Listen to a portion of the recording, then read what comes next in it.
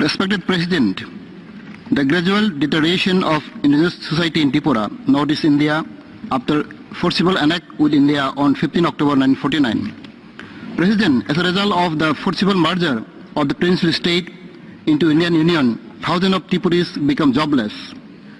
The administrative machineries of independent Tripura was taken over by the imperialist India. On the other hand, the government of India encouraged the infiltration and settlement of illegal immigrants in Tripura. They were given employment opportunities, business facilities, including political power. In 1974, illegal immigrant-led government de-reserved all the cultivable fertile land of Tripuris in favor of illegal immigrant, in spite of strong resistance by the indigenous people. The illegal settler in turn set ablaze all historical evidence, document, administrative record of Tripura Kingdom.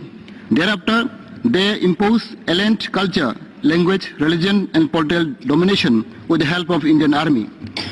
The illegal immigrant population rapidly grew in Tripura state, and with the passage of time, the local Tripuris became minority in their own homeland.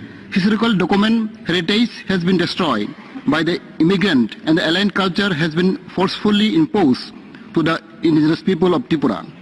Illegal immigrant, with the aid and advice of government officials, took full advantage of the biased administration, which was already under the control of illegal immigrant.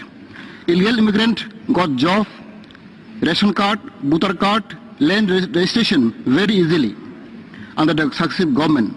My organization requests this August Council to impress upon Government of India to give their economic social justice, including political power, to decide their own destiny under the Constitution of India, Article 2 and 3.